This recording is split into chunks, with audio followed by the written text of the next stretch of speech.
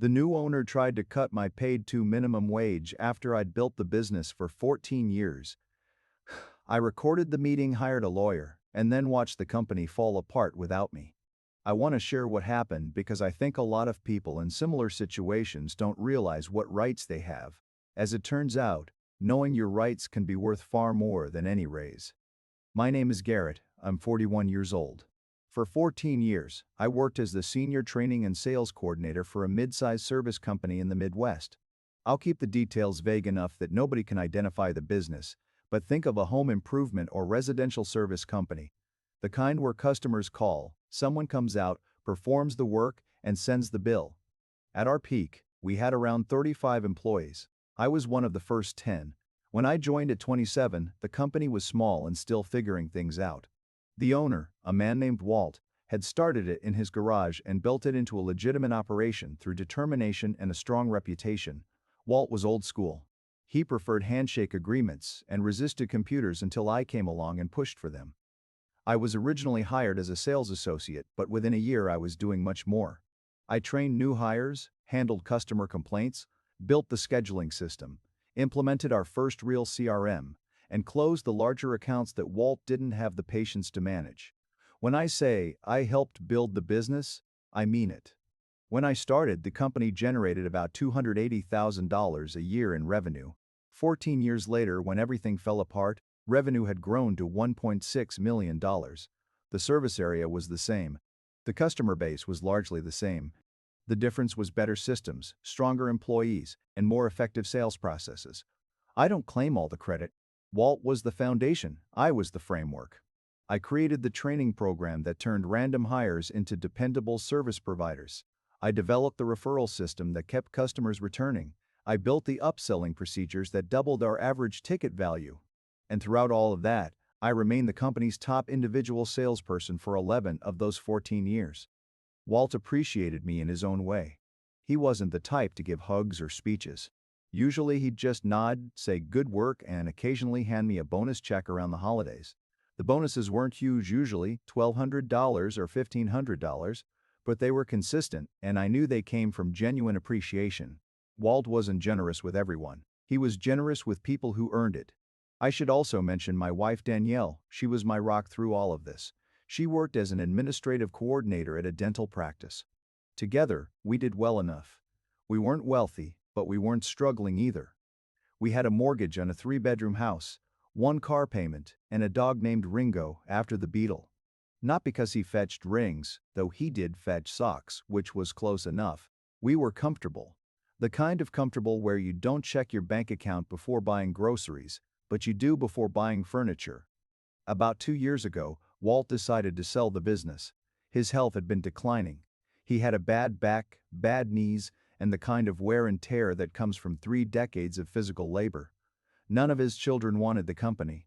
He talked casually about selling for years, and eventually, a buyer came along. The sale process lasted about 4 months. During that time, Walt pulled me aside one afternoon in the parking lot. It was one of those moments where he lingered beside his truck, clearly wanting to say something but not quite sure how to begin.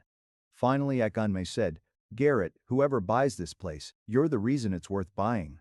"I hope they understand that," I replied. "I hope so too." He said, "I told them about you. Told them you're the most important person in the building."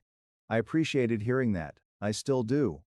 But there's a big difference between telling someone where the value is and making sure they're contractually required to respect it. Walt did the first. He should have done both. The buyer was a woman I'll call Margot. Margot came from a completely different industry. She had worked in retail management, running a chain of home goods stores that was eventually acquired by a larger company. After receiving a payout from that deal, she decided to invest in a local service business. Her words, "She looked at our revenue figures and customer retention rates and believed she was buying a turnkey operation." What she never understood and never bothered to learn was that those numbers were me. Not the brand, not the location, not the equipment. Me. My systems, my relationships, my training programs, my sales methods. Take me out of the equation, and what remained was just a guy with a truck and a phone number. Walt introduced me to Margot during the transition period. I shook her hand, gave her a tour, and walked her through how the operation worked. She nodded along and took notes on an iPad. She asked how many units we moved per quarter. I said, "We don't really think of it that way. We have about 400 active customer accounts, and our average annual revenue per account is around $4,000. She looked at me like I was speaking a different language. She said, "So, we're not tracking unit velocity?" I said, "We're tracking happy customers who keep calling us back." She made another note on her iPad and didn't ask me a single question for the rest of the day. Hold on, listeners. This is me jumping in for a second. I want to make sure you're catching the red flags here because Garrett might be too close to the situation to see them clearly. Unit velocity. This woman asked about unit velocity at a home services company. That's like asking a plumber about fluid optimization metrics. Margot came from retail, where everything revolves around widgets and throughput. She was about to run a relationship-based service business using a home goods playbook. I'm calling her Discount Margot because she's about to discount the only truly valuable thing in this company, the guy standing right in front of her, and mark up everything else. This is going to be beautiful and painful. Probably more painful for Margot. The first 6 months under Margot's ownership were a slow decline. She didn't make any major changes right away. I think she was observing, or maybe she was still trying to understand what she had bought. But the warning signs were there. She increased prices by 15% across the board without consulting anyone who actually dealt with customers about whether it was a good idea. It wasn't. We lost roughly 30 accounts during the first quarter. Customers who had been with us for years called me personally to say they were taking their business elsewhere. I couldn't blame them. I would have done the same thing. She eliminated the holiday bonuses, not reduced them, eliminated them. 0 for everyone. She said the company needed to redirect resources toward growth initiatives. I asked what those growth initiatives were. She said she was still developing the strategy. No bonuses and no strategy, just a vague promise and a tighter budget. She also stopped approving the materials I had been using for training. I had an entire onboarding system, binders, checklists, and video walkthroughs I'd recorded on my phone that every new hire received. Margot said the materials looked unprofessional and that she planned to hire someone to create branded onboarding content. That person never appeared. As a result, new hires received nothing, and the quality of work began to decline. She also reworked the scheduling system I had spent years developing. I had created a rotation that balanced workload, travel time, and customer preference. Some customers specifically requested certain technicians. Margot replaced that system with a first available model that dispatched whoever happened to be closest geographically, regardless of experience or customer relationships. Within a month, we had 2 situations where junior technicians were assigned to complex jobs they weren't qualified to handle. Both required callbacks. One resulted in a refund. A customer named Mrs. Patterson, who had been with us for 9 years, called me personally and said, "Garrett, what happened? That was not the service I'm used to." I apologized and told her we were going through some changes. She said, "Changes aren't supposed to make things worse." Around this time, I started keeping a personal log, not for legal reasons, not yet, just to preserve my sanity. It was a Google document where I recorded what happened each day. Prices increased, bonuses eliminated, training canceled, scheduling broken, quality slipping. I called it the descent. One night Danielle read part of it and said, "Garrett, this reads like a horror story." I said, "It is one. I'm just living in it." Through all of this, I kept doing my job. I kept closing sales. I kept training the people who needed it, using my own materials on my own time. I kept the referral system functioning. I kept customer relationships intact. And month after month, the numbers remained relatively stable. Not because of anything Margot did. In spite of everything she did. There's one thing from that period that still makes me shake my head. About 3 months after taking over, Margot organized a team-building event. She rented a conference room at a hotel, spent around $2,000 on it, and required the entire staff to sit through a 4-hour presentation about company vision and values. She had slides. She had a mission statement she had written herself. She had a quote from some business guru on nearly every other page. At one point she said, "Our competitive advantage isn't what we do, it's how we do it." And I remember thinking, no. Our competitive advantage is relationships. It's the fact that when Mrs. Patterson calls, she gets me. When Mr. Volkov has an emergency, I answer the phone. When a new hire isn't sure how to handle a difficult situation, I walk them through it. That's not a mission statement. That's just showing up. But I guess you can't put just show up on a PowerPoint slide. During the lunch break at the team building event, one of the senior technicians, a guy named Phil who had been with the company almost as long as I had, pulled me aside in the hallway. He said, "Garrett, is she for real?" I said, "I think so, Phil." He said, "We're in trouble, aren't we?" I said, "Yeah, I think we might be." Phil quit about a month after I did. He started his own one-man operation out of his garage. He's doing well. I send him referrals whenever I can. Then she came for my paycheck. It was a Tuesday morning. She called me into the back office, the same office where Walt used to hand me bonus checks, and told me she had been reviewing the compensation structure and had determined that my salary was not aligned with industry benchmarks. She explained that the company was transitioning to performance-based flexible contracts and that my new arrangement would be a minimum wage base with commission on completed projects under a 0 hours contract, no guaranteed hours, no guaranteed income, no benefits. I had been earning $52,000 a year with benefits. She was offering me minimum wage $8.70 an hour at the time with the theoretical possibility of commission.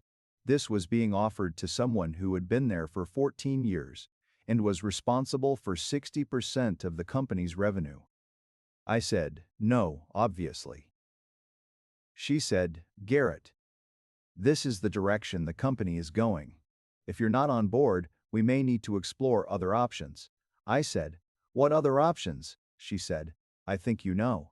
I want to pause here and explain what was happening in my body during that conversation.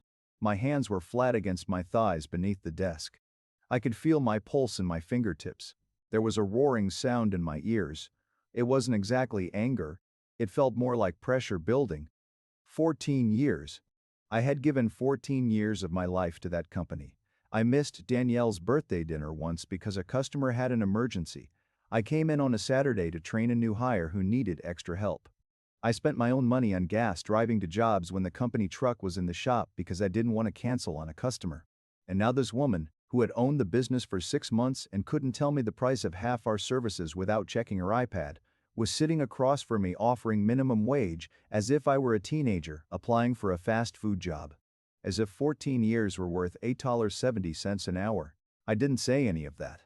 What I said was, "I'll need some time to think about it." She said, "Don't take too long."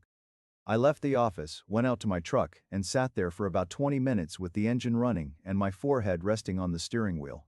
Then I drove home and called Danielle. She listened to everything and said, "Garrett, do not take that deal, we will figure this out." That was the moment I knew everything was going to be okay. No matter what happened, it was going to be okay. Pause. I need everyone to sit with this for a moment. Discount Margot just tried to cut a 14-year veteran's salary from $52,000 a year to minimum wage on a 0 hours contract. That's not a pay cut, that's economic eviction. She wanted to turn the man who built the business into an Uber driver for his own company. Performance-based flexible contract. That's corporate language for, I want you to work for free unless you personally generate enough profit to justify feeding yourself. And then there was the veiled threat. We may need to explore other options. Lady, the only option you should be exploring is a mirror, because the person you're about to lose is the only reason your investment isn't worthless. This has major fire-festival energy. All ambition, no infrastructure, and somebody is about to end up stranded on a beach with no food. 2 weeks later, I was called into a formal disciplinary meeting. Present were Margot, her part-time HR consultant, a woman from an agency who clearly didn't want to be there, and me. The accusation was gross misconduct. Specifically, Margot claimed that I had been using unauthorized methods to deliver services and that multiple customer complaints had been submitted regarding work quality. Now, I want to be very clear about something. There were no customer complaints about my work. I asked to see the complaints. Margot said they were verbal and had not been documented. I asked which customers had complained. She said she wasn't at liberty to disclose that information. I then asked the HR consultant whether that was standard procedure. The HR consultant looked down at her notes and said, "Typically, documented evidence is required for a gross misconduct charge." Margot moved on. She said that regardless, my attitude and resistance to structural changes were creating a hostile work environment. I had never raised my voice to anyone in that building. I had never sent a hostile email. I had never refused to do a task. My resistance consisted of saying no to a 90% pay cut. Apparently that was the hostile part. Here's where things get interesting. Before the meeting, I did something that may have saved my financial future. I checked the recording laws in my state. We're a one-party consent state, which means I only need my own permission to record a conversation that I'm part of. So before I walked into that meeting, I opened the voice memo app on my phone and recorded every single word. Margot spent about 20 minutes building her case, if you can even call it that. The unauthorized methods turned out to be me using my own training materials instead of the branded materials she never created. The customer complaints had no names, no dates, and no documentation. The hostile work environment was me disagreeing with her compensation proposal. It was embarrassing. Honestly, not for me, for her. Even the HR consultant was shifting uncomfortably in her chair. At the end of the meeting, Margot gave me two options.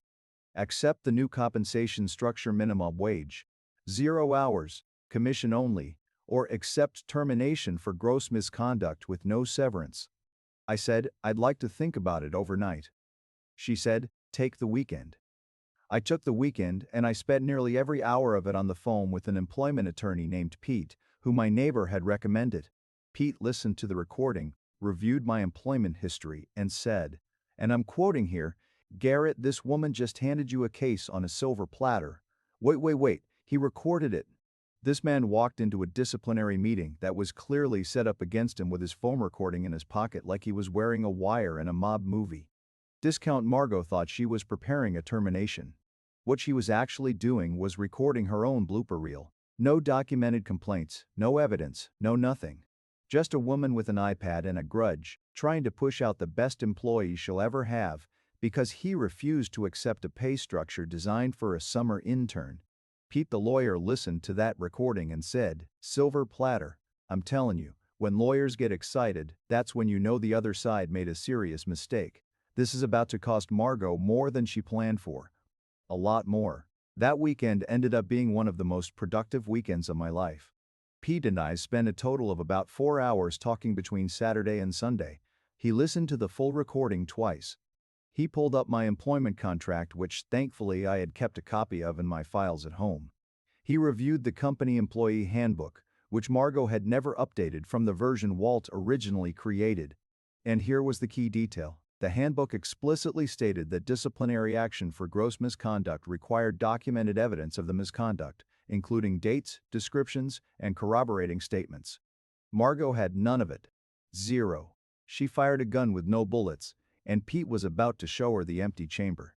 Pete also pointed out something I hadn't even considered. The recording captured Margot admitting that the unauthorized methods I was accused of using were, in her own words, materials you created yourself. She literally acknowledged that I created the training system and then attempted to fire me for using it. Pete said, that's not misconduct, that's initiative, and she had just admitted on tape that she knew it. Danielle and I sat at the kitchen table Sunday night. She asked, so what's the plan? I said, I go in Monday and I don't accept anything. Pete handles the rest. She nodded and said, good. And Garrett, no matter what happens, we're fine. We've always been fine. That's Danielle. Steady as a rock whenever I need her to be.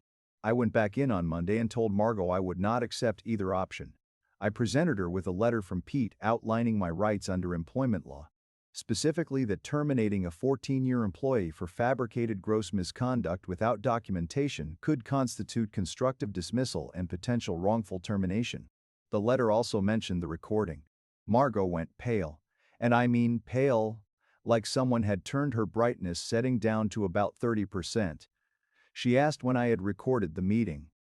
I said, during the meeting. One-party consent state. She said, you can't do that. I said, Pete says I can. Call him if you'd like.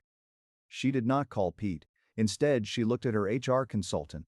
The HR consultant was studying her notes with the intensity of someone trying to teleport out of the room. No one spoke for about 8 seconds. 8 seconds doesn't sound like much. In a conference room with a termination letter on one side of the table and a recording on the other, 8 seconds feels like 8 hours. Margot finally said, I'll need to consult with my legal team. I said, of course. Pete's number is on the letter. I stood up, shook both of their hands, because I'm not an animal, and walked out. What followed was roughly 3 weeks of negotiations conducted entirely through attorneys. Margot's lawyer, who I suspect informed her that she was in a difficult position, pushed for a quiet settlement. Pete pushed for full remedy. In the end, we reached a settlement that included 12 weeks of paid notice at my existing salary, not minimum wage, full payout of accrued benefits and unused vacation time, a neutral reference letter, and a confidential settlement amount that I can't disclose. What I can say is that it had 5 digits and the first digit wasn't a 1 or a 2. I worked through my notice period professionally. I did my job. I trained nobody because there was nobody to train. Margot hadn't hired a replacement. She seemed to believe the other employees would simply absorb my responsibilities. The other employees were service technicians. They fix things. They don't sell things, train staff, or manage 400 customer accounts. During my notice period, something unexpected happened. Several longtime customers learned I was leaving. Not from me, from technicians who mentioned it while working on jobs. They started calling. Not to complain about the company. To thank me. Mr. Volkov, who owned a row of rental properties we had serviced for 8 years, called and said, "Garrett, you always picked up the phone." That mattered. Mrs. Duca, whom I had helped during an emergency repair on Christmas Eve 6 years earlier. Her furnace died at 11 p.m., and I personally drove out with a space heater while we arranged a repair for the following morning, sent me a card. It said, "Some people just show up. You always showed up." I'm not going to lie. That one got me. I teared up. Danielle found me standing at the kitchen counter reading it. She didn't say anything. She simply stood beside me for a minute, then went back to whatever she had been doing. That's love. Not grand gestures, just standing next to someone while they're feeling something. One customer, a man named Hank, who owned a small restaurant and had been with us since our second year in business, did something I still have trouble believing. He called me and asked if I needed a job reference. I told him I appreciated it, but I was a vendor, not his employee. He said, "I don't care. Do you want me to write a letter saying Garrett is the most reliable person I've ever worked with in any capacity? Because I will. I'll write it right now." The next day, he sent it. 2 full pages. I still keep it in my desk drawer. On my last day, a younger technician named Drew, someone I had personally trained about 3 years earlier, shook my hand in the parking lot and said, "Garrett, this place is going to fall apart without you." I said, "I know, Drew. Take care of yourself," he said. "I already put in my notice. I'm coming to find you wherever you end up." And he did. 2 months later, Drew called and asked if I knew of any openings. I connected him with a competitor I'd known for years. He's doing great. Just last week, he sent me a photo from a completed job. Big smile, clean work, happy customer in the background. I showed it to Danielle and she said, "You taught him that." And yeah, I did. That's the thing about training people. It lasts longer than any company, longer than any boss, longer than any 5-minute email policy. Yo, Drew quit in solidarity. That's not just loyalty, that's a review. When employees follow you out the door, that's a 5-star Glassdoor review happening in real time. Meanwhile, Discount Margot is sitting in an empty office wondering where her unit velocity went. I'll tell you where it went. It drove away in Garrett's truck, along with 14 years of sales relationships, training expertise, and customer trust. You can't buy that at a home goods clearance sale. Margot paid for a business and ended up with a building. The business walked out the door, climbed into a pickup truck and drove straight to a lawyer's office. That's not a transaction that went wrong. That's a transaction that was never going to succeed because you can't own something you don't understand. What happened after I left was predictable, but it was still kind of wild to watch from the outside. Within the first month, revenue dropped by roughly 40%. My customer accounts started calling the company and getting Margot someone they didn't know and didn't trust.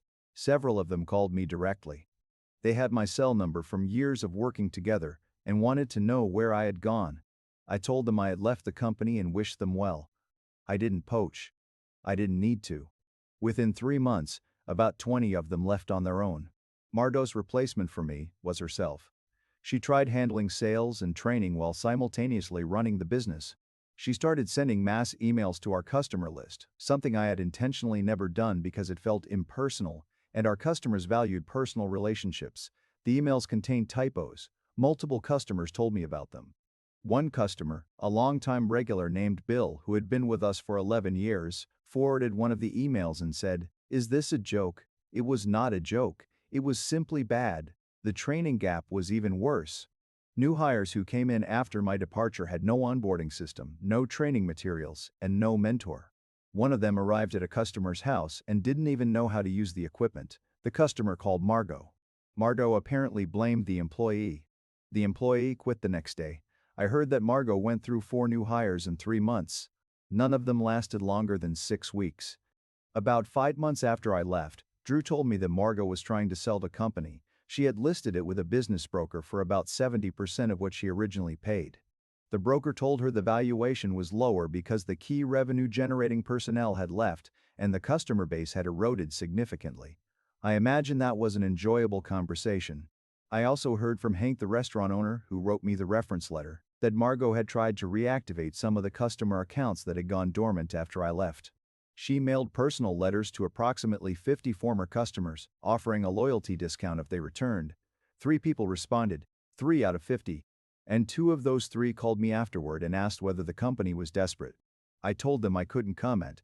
But yes, they were desperate. The business broker apparently informed Margot that the company's value had fallen by around 60% since she purchased it, 60% in less than a year. The revenue that Walt and I had spent 14 years building was disappearing in real time because the one person who knew how to generate it was gone.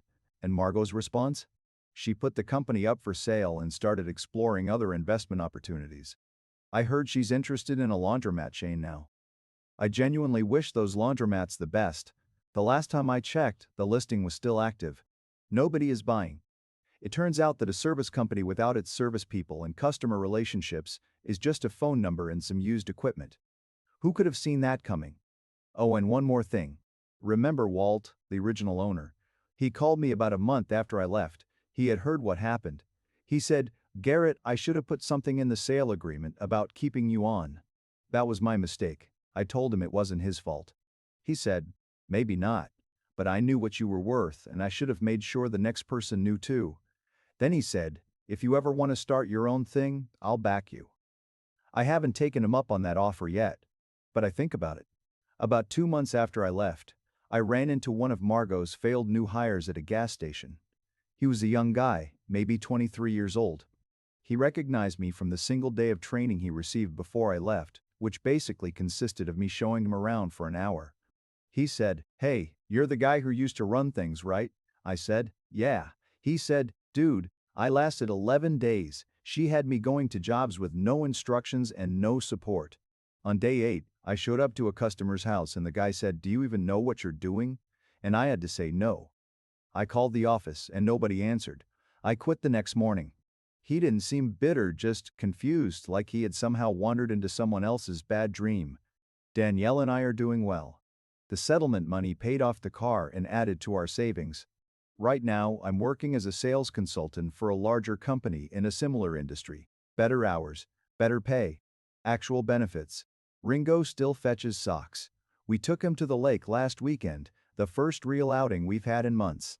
He swam for about 3 hours straight and then slept the entire drive home. Danielle took a picture of him passed out in the back seat with his tongue hanging out and sent it to her sister with the caption, "Mood. I love that dog. I love that woman. And I love that we're past all of this." Honestly, the entire experience changed the way I think about work. I used to believe loyalty was its own reward. I thought that if you showed up, worked hard, and built something meaningful, the people in charge would recognize it and protect it. That's naive. The people in charge change. The new people don't know what you built. They look at a line item on a spreadsheet and think, "I can get this cheaper." You can't. But they usually don't realize that until you're gone. Life moves on. Final update. Pete the lawyer sent me a message last week. He said, "Garrett, I use your recording in consultations now, not the actual audio. I described the scenario. It's my go-to example for how not to conduct a disciplinary meeting." I told him I was glad my pain could be educational. Danielle says I should write a book about everything that happened. I told her, nobody wants to read about employment law. She said, "People want to read about a guy who stood up for himself. That's not employment law. That's just a good story." She might be right. She usually is. For anyone dealing with a similar situation, here's my advice. Know your state's recording laws. Document everything. Keep copies of your work on your own devices when the company won't provide them. And never, ever accept a pay cut simply because someone new walks in with an iPad and an attitude. You built what you built. That has value. Don't let anyone discount it. Would you have taken the minimum wage deal to keep the job? Or would you have done what I did? I'm curious what you think. Also, does anyone know a good title for a book about getting fired by someone who didn't understand what they bought? Asking for a friend. Here's the thing about Garrett. He didn't burn anything down. He didn't steal clients. He didn't even badmouth Margot. He simply knew his rights, documented the truth, and let the consequences unfold on their own. Naturally, Discount Margot thought she was cutting costs. What she was really doing was cutting out the engine. And now she's trying to sell a car with no motor. 14 years of work, one recording, and a 5-digit check later, Garrett is doing better than ever, while the company can't seem to give itself away. That's not revenge. That's just gravity. Drop a comment. Would you have recorded that meeting? Subscribe, and I'll see you next time.